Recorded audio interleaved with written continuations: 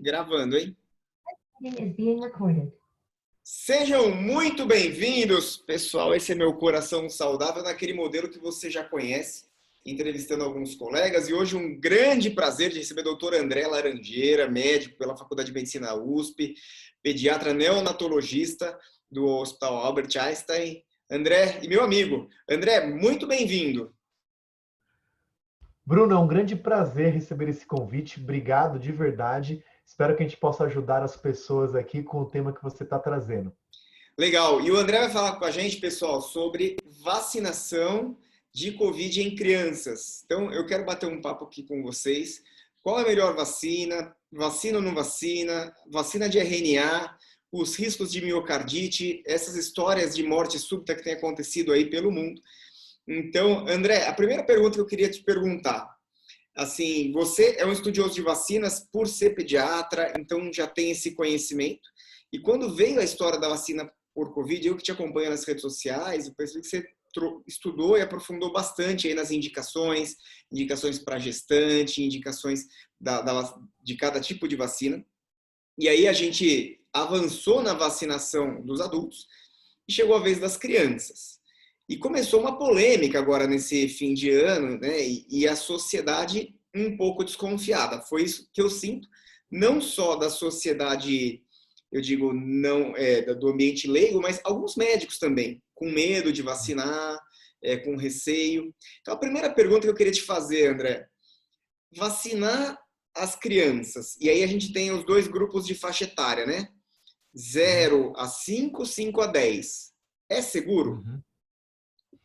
Bem, você bem comentou que o pediatra é o médico, um dos médicos que mais estuda vacinação, junto provavelmente com os nossos colegas infectologistas.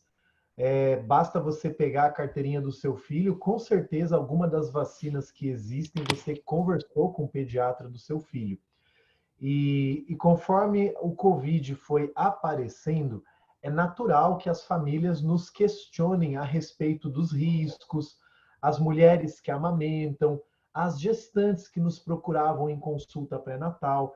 Então, o pediatra, que é praticamente um médico da família, ele acaba sendo muito requisitado para tirar as dúvidas decorrentes da infecção do Covid, e se a mãe pode amamentar, pode fazer algum tratamento em específico.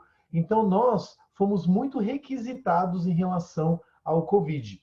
E eu acabei realmente me envolvendo muito com o tema, como a maioria dos colegas se envolveram, me aprofundei nos estudos, conversando com especialistas aqui da USP, que é de onde eu sou, do Hospital Albert Einstein, e a gente, conhecendo as experiências das outras especialidades, vai começando a desenvolver um raciocínio e as condutas médicas para orientar os nossos pacientes no consultório. E por conta disso, que se você entrar nas minhas redes sociais, você vai encontrar um conteúdo de Covid desde o início de 2020, em que eu fui tentando trazer um pouco de clareza, de tranquilidade, afinal de contas é uma doença nova, ninguém sabia de nada, e uma maneira de eu estudar era justamente analisar os artigos e desenvolver um conteúdo para as pessoas. Foi assim que eu fui acabando me aprofundando nesse tema. E indo direto aqui para a sua pergunta, né, em relação à segurança da vacina. As vacinas aqui no Brasil, elas passam por um processo extremamente rigoroso. Todo mundo aqui já ouviu falar da Anvisa. Não é simplesmente vou aplicar uma vacina e vem aqui a empresa e decide aplicar. Ela passa por uma série de pré-requisitos. E esses pré-requisitos são desde os estudos básicos, os estudos de bancada, como a gente costuma comentar, em animais, até o desenvolvimento da molécula. E aí depois começa uma aplicação em um número pequeno de voluntários, para depois você chegar numa situação de milhares de pessoas. Aí, após essa avaliação em milhares de pessoas, é que nós atestamos se uma vacina realmente é segura ou não. Vale lembrar que no site da OMS existe lá um rol de centenas de vacinas, e não estou exagerando, existem mesmo centenas de vacinas em estudo. E a maioria delas não dá certo. Hoje nós temos no mundo ao redor aí de umas 15 vacinas que estão liberadas, dentre essas centenas. Então a gente é muito otimista, né? Nós queremos que as coisas deem certo, mas a minoria das vacinas é que são seguras para que sejam aplicadas, porque os estudos é aquela situação, 50% de dar certo, 50% de dar errado. Essas vacinas que hoje estão liberadas para aplicação em adultos e crianças, elas cumpriram todos os pré-requisitos, todos. Elas são seguras, sim, e agora que elas estão liberadas pelas principais agências reguladoras, tanto do Brasil quanto da maioria dos países, a gente pode sim vacinar os nossos filhos com muita tranquilidade. Para as crianças aqui no Brasil, a gente tem liberado a Coronavac e tem a Pfizer, né, André? Isso, por enquanto, essas duas. Assim, o que eu tenho conversado muito com as pessoas, elas estão muito desconfiadas, em especial com as vacinas de RNA mensageiro, que no caso a Pfizer aqui para o Brasil. Apesar de que a gente sabe que é uma tecnologia revolucionária na questão da história das vacinas. Mudou, né? Mudou a forma de fazer vacina e provavelmente daqui para frente a gente vai entrar numa nova era da fabricação de vacinas por conta dessas vacinas com RNA mensageiro. Mas as pessoas têm muita desconfiança com a questão da miocardite. O que você tem para falar para a gente sobre isso? Essa parte do RNA, eu me aprofundei também, justamente porque eu já imaginava que em algum momento as crianças elas fossem ser elegíveis como público da vacina. E fui me envolvendo. Nós estamos diante de um momento em que as informações elas são espalhadas muito rápido e a gente tem que estar preparado para trazer uma resposta de tranquilidade para as pessoas. E o que eu percebi? Vários artigos mostram que o RNA ele vem sendo estudado como opção de agente imunizante desde a década de 60. Então, não é algo novo o raciocínio de você trazer o RNA como imunizante. Agora, como que esse RNA é colocado no nosso organismo é que é a novidade. Se ele vai dentro de uma vesícula, se ele vai direto, se ele vai por meio de um vetor, é aqui que mora a verdadeira novidade, não o RNA em si. O RNA já se mostrou uma molécula que confere imunidade quando ele é oferecido para o nosso organismo, que reconhece e desenvolve ali uma resposta de imunidade de células, de imunidade de anticorpos, que é o que a maioria das pessoas acabam lembrando, mas ele funciona. Tentaram desenvolver vacinas contra o HIV, Zika vírus, tudo baseado em RNA. E aí, aproveitando-se dessa tecnologia, eles acabaram pegando todo esse histórico para acelerar uma vacina do Covid diante da emergência que nós estávamos. Então, não é uma vacina nova, ela já é estudada há bastante tempo. E pensando na dinâmica que se desenvolveu com o efeito colateral da miocardite e os estudos que foram realizados, se eu não me engano, com adultos, foram ao redor de 40 mil pessoas e com crianças ao redor de 3 mil pessoas, era um número pequeno de pessoas para que você conseguisse avaliar o que essa vacina poderia causar em alguns organismos, em algumas pessoas. Nós sabemos que remédios, vacinas, eles podem ter interações de maneiras diversas no nosso organismo. Só que para que você consiga descobrir esses efeitos raríssimos, você tem que aplicar em milhões de pessoas. Isso é o que a gente chama de farmacovigilância, que é a continuidade da avaliação do produto após a liberação para a população da aprovação das agências. Então, a partir do momento que o produto é aprovado, ele já está apto para ser usado. E essa vigilância, como o próprio nome diz, é uma vigilância para descobrir se vai ter alguma coisa ou não. Uma vez que foi avaliado que houve alguma coisa, se estuda se existe a famosa relação causal. Foi mesmo a vacina que causou a miocardite? Ou foi uma coincidência associada a alguma doença que a pessoa tinha e a vacina não tem nada a ver com o que houve? Então, depois que a Pfizer começou a ser aplicada, houve sim uma inflamação leve do músculo cardíaco. Como o coração é um órgão nobre, isso gera naturalmente uma preocupação. mas é muito importante comentar que não houveram óbitos decorrentes da miocardite e todas as crianças que desenvolveram miocardite, que é um número muito pequeno, 1 em 1 milhão, elas voltaram para casa e não tiveram nenhum desfecho grave. Perfeito. Ô André, e assim, qual que é a probabilidade de você desenvolver, de um paciente, de uma criança desenvolver miocardite? A gente tem os dados americanos, nós não temos ainda dados nacionais liberados. Nos Estados Unidos, já existe ao redor de 9 milhões de doses de vacinas aplicadas em crianças, entre 5 e 11 anos de idade, e houveram de 10 a 12 casos, alguns estão em investigação.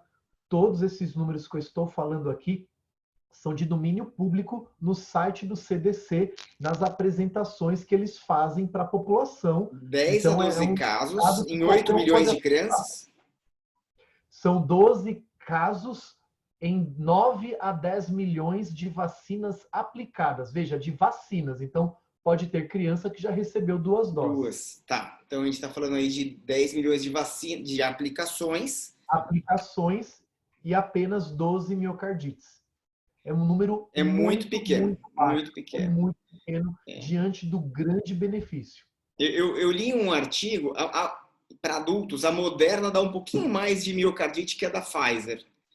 Sim, a Moderna ela tem mostrado sim um pouco mais de efeito colateral. Provavelmente há algum mecanismo ali na Moderna que induz uma resposta inflamatória maior e que acaba tendo ali uma semelhança com o músculo cardíaco, né? E lembra que os anticorpos decorrentes dessa resposta inflamatória pode reconhecer alguma proteína no músculo cardíaco e desenvolver essa inflamação. Esse seria um mecanismo fisiopatológico que explicaria a miocardite. É uma Nos, resposta curta, aguda, né? Ela acontece, na maior parte das vezes, na segunda dose e um prazo de até 2 semanas após a aplicação. E como todas as reações vacinais, né? A maior parte das reações vacinais, elas acontecem dentro do primeiro mês, uma mínima parte após o primeiro mês, e não é relatado na literatura médica efeitos mais longos, né? Não existe efeito colateral de longo prazo, pensando em um prazo de 5, 10 anos, 15 anos. Recentemente eu tive a oportunidade de conversar com o Dr. Gustavo Mendes, que é o gerente da Anvisa, responsável pela liberação das vacinas. Ele trabalha há mais de 18 anos da Anvisa e ele nunca viu um efeito colateral de longo prazo nas vacinas. Eu acho que é muito importante trazer esse comentário aqui que ele fez comigo. Inclusive, isso está numa gravado live, né? no meu Instagram, numa live que eu fiz com ele. O André, você sabe que eu estava ouvindo a Lilian Schwartz, que é professora da USP, né, de História, Filosofia, Ciências Sociais, Antropologia, e ela estava comentando uma coisa que é importante, que assim, as vacinas, elas causam revolta na humanidade desde o século XVII. Aqui no Brasil a gente teve a revolta da vacina, que foi com a febre amarela, Exato. No Rio e de Janeiro. no Rio de Janeiro, mas a verdade é que assim, a população sempre se incomodou com essa vacinação em massa. Apesar disso, a gente tem aí os nossos antecessores do SUS aí da década de 80 que fizeram um trabalho muito bom de conscientizar a população brasileira de tomar vacina. E quando eu era Sim. criança, eu não lembrava, por exemplo, de escolher a marca. Então, assim, quando eu ia lá, ninguém perguntava qual que era a marca da vacina da Salk, ou da Sabin, ou qualquer marca. Não, você ia tomar a vacina, tomava a vacina que estava lá e saía feliz. Algumas davam alguns efeitos colaterais a mais, febre, etc. Inclusive, algumas outras vacinas aí podem dar efeitos colaterais graves muito raros, raríssimos, mas existe essa vigilância sobre a vacinação no próprio SUS, né? Não é uma questão largada, digamos assim. O Ministério da Saúde, independente do governo que esteja lá, ele tem uma estrutura já bem desenhada que vai fazer essa vigilância, né? Você comentou muito bem, a geração anterior à nossa trabalhou muito bem com vacina. As pessoas não se importavam em relação à marca, tamanho era a confiança no que era divulgado e informado à população. Os meus professores de pediatria, eles vivenciaram as epidemias do sarampo. Eu só vi um sarampo, infelizmente, em 2018, que foi o último surto registrado aqui no Brasil. Nunca vi uma poliomielite, espero que eu não veja. E aí você consegue perceber como foi importante o trabalho deles lá no passado. Agora é a nossa vez de conscientizar a população para que a nossa geração seja conhecida como a única que viu Covid. E as outras que vierem, talvez não vejam. E esperamos que seja assim, para acabar nesse próximo ano, talvez talvez em 2023, enfim. Então, esse papel do profissional de saúde é muito importante para trazer a consciência. Porque eu não sou a favor de uma vacinação obrigatória compulsoriamente. Eu sou a favor do convencimento com os dados que se mostram do ponto de vista científico, do ponto de vista de vida real, porque a partir do momento que você mostra que algo é benéfico para a nossa saúde, não tem por que você recusar. Você tem ali algo que vai te trazer um benefício de saúde, que é o mais importante para a nossa vida, você vai e recebe aquilo, recebe o tratamento, recebe a vacina, muda os seus hábitos de vida, porque traz benefício para você. É isso que eu defendo. É interessante, só fazer um paralelo, desculpa te interromper, mas é um paralelo na cardiologia, que eventualmente a gente tem essa percepção no hospital. Então, por exemplo, a pessoa fala assim, eu não quero estar infartado, ele fala, eu me recuso a ir para o cateterismo. Mas o convencimento da população de que cateterismo para o paciente infartado faz tanta diferença que isso acontece muito raramente. Eventualmente acontece e a gente lamenta. Mas ninguém força o paciente, amarra ele para ir para o cateterismo. É óbvio que numa situação de morte iminente, num choque cardiogênico, acho que o paciente está tão grave que aí são aquelas questões extremas, né, de salvar vida, de vida ou morte, que aí você leva o paciente para o cateterismo, mas eventualmente o paciente não tem nem condições de opinar, porque ele está tão prostrado que ele simplesmente recebe o tratamento. Uma cirurgia num baleado, por exemplo, né? Mas porque a gente sempre teve essa troca, pelo menos eu e você, eu te conheço já há bastante tempo aí, então a gente compartilha a decisão médica com o nosso paciente de maneira transparente com os dados que nós temos e que nós estudamos.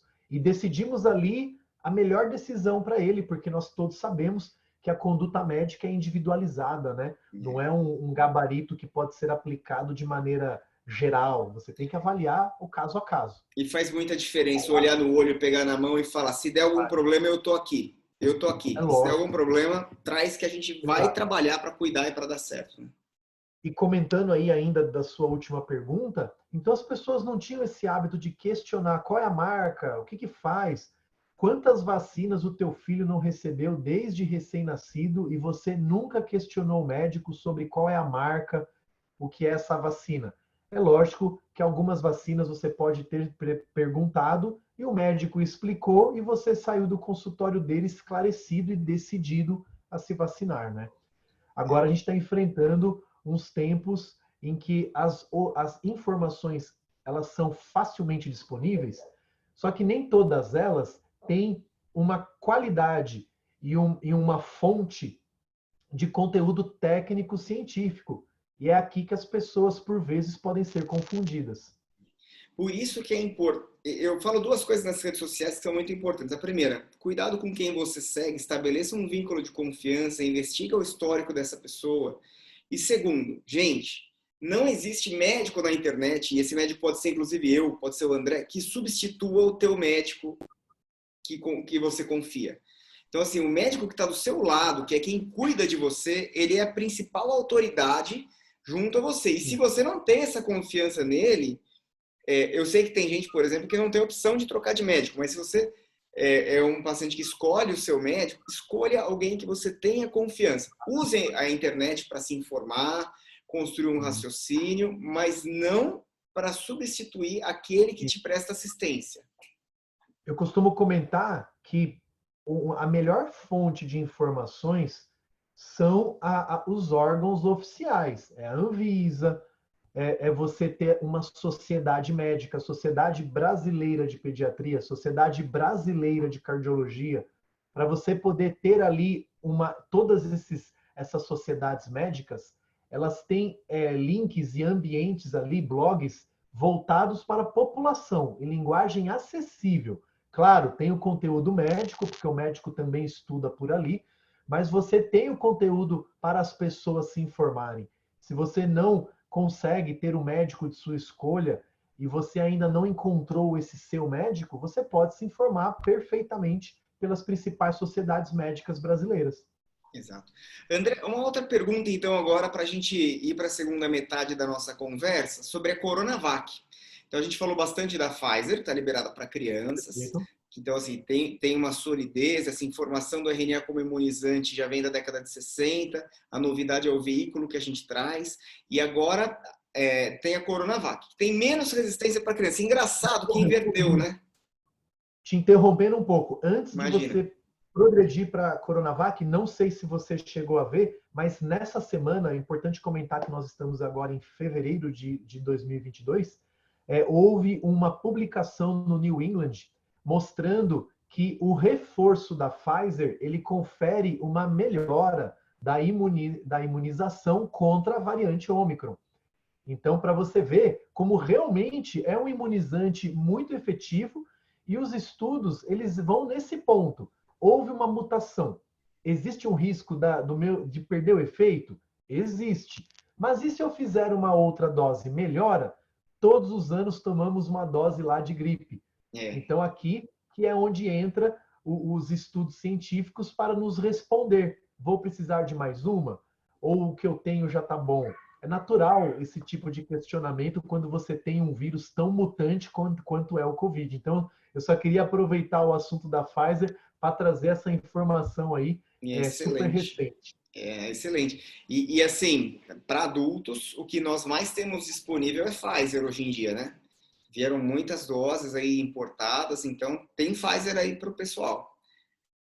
Agora, a Coronavac, André, para crianças, fala um pouquinho para a gente.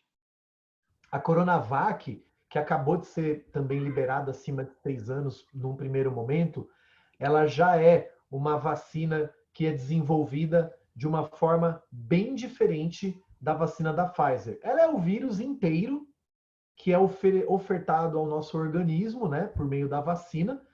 Só que, obviamente, que é um vírus morto. Gente, ele não é atenuado, ele é morto. O vírus atenuado é quando ele é vivo. Aqui o vírus é morto. Então é um vírus inteiro morto que o seu corpo reconhece. Então aqui não está sendo ofertado para o seu corpo apenas o RNA ou apenas a proteína spike. É o vírus inteiro. Tem ali a membrana, o núcleo, tem o próprio RNA viral, tem ali o spike, mas tudo inativado, morto, para o seu corpo reconhecer. Esse perfil de vacina é muito bom, porque você desenvolve uma imunidade contra várias partes do vírus. Então, mesmo que ocorra uma mutação na proteína spike, você tem ali outros anticorpos ou outras células de defesa, células T, por exemplo, que estarão reconhecendo aquelas outras partes do vírus. Então, esses vírus, eles costumam ser muito bem em campanhas de vacinação por conta disso. Então, a gente às vezes fica comparando, né, os números de eficácia, Coronavac versus Pfizer, qual que é melhor? Mas isso é um equívoco. Nós temos que analisar como que a vacina atua para você poder tomar uma boa decisão. É. Então, aqui, pegando a sua pergunta, né, para as crianças, a Coronavac é também uma ótima vacina, tanto quanto a Pfizer. Então, não será incomum se a gente, por exemplo, começar a vacinar as crianças com a Coronavac e lá na frente talvez fazer um reforço com a Pfizer. Hoje, nós não estamos no momento de escolha. A gente está no momento de vacinar a maior parte das crianças. Não importa se na tua vez vai ser Coronavac ou Pfizer. Aí o ano que vem, dependendo do que você tomou, pode ser que você tenha ali uma outra vacina. Mas a Coronavac, os estudos que foram feitos no Chile mostraram boa efetividade com mínimos efeitos colaterais na maioria das vezes leve. A Coronavac não teve nenhum efeito mais sério como a Pfizer demonstrou. Perfeito. André, para a gente encerrar aqui, os seus filhos vão tomar vacina? As Minhas filhas, filhas já aliás, tomaram vacina. já tomaram A minha vacina, muito filha, bem. minha filha mais velha, ela tem 13 anos, ela já está imunizada com 2 doses de Pfizer. Isso já vai fazer mais ou menos 3, 4 meses, não teve nenhum tipo de efeito colateral. E a minha filha mais nova acabou de tomar a primeira dose de Coronavac. Nós estamos aqui em São Paulo. São Paulo tem muita Coronavac, então a grande maioria das crianças aqui será imunizada com Coronavac, porque o governo está comprando pouca Pfizer pediátrica. Nós temos ao redor de 25 milhões de crianças no Brasil. O governo está comprando as vacinas de maneira gradual. Então, eu acredito que a maior parte da população infantil brasileira será imunizada com a Coronavac. O Coronavac. André, para encerrar, então, antes de eu te mandar um abraço, vamos fazer uma selfie. Eu tô imitando o Marcelo Com Taz aqui, viu? certeza! Aqui, ó. Diga, peraí. Diga X aqui. Cheers! Aê! Tem que imitar quem é bom, né? Imitar o Marcelo Taz lá no Provoca, eu acho muito legal. Andrezão, um abraço, meu querido. Ó, você é um grande parceiro, saudade da gente se encontrar pessoalmente. Dentro em breve, com certeza, vamos provocar um movimento. Com certeza. Manda um abraço para toda a sua família. Eu queria agradecer a vocês que acompanharam a gente até aqui. Siga o André nas redes sociais, @Dr. André Laranjeira. Eu vou deixar nos meus stories também. Me siga no Instagram. E curta o canal. Então se inscreva no canal, curte o vídeo, comenta, clica no sininho, compartilha com todo mundo. O assunto é importantíssimo, a gente precisa desmistificar isso para a população. André, últimas palavras, alguma coisa mais para falar? Bem, primeiramente, agradeço você pela oportunidade de trazer aqui as informações no seu canal para os seus seguidores e para todas as outras pessoas que tiverem interesse nesse assunto. Quero dizer que, além de amigo, eu sou um admirador seu. Parabéns pelo seu livro. Obrigado. Eu fiquei assim, impressionado com a tua história de superação e como que a gente consegue realmente mudar. Parabéns, viu, Bruno? Eu acho que quem não teve oportunidade de ler o seu livro, leia. Você vai mudar de vida, com certeza. E muito obrigado de novo aí pelo convite. Obrigado, Andrezão. Pessoal, então, um abraço para vocês. Até a próxima.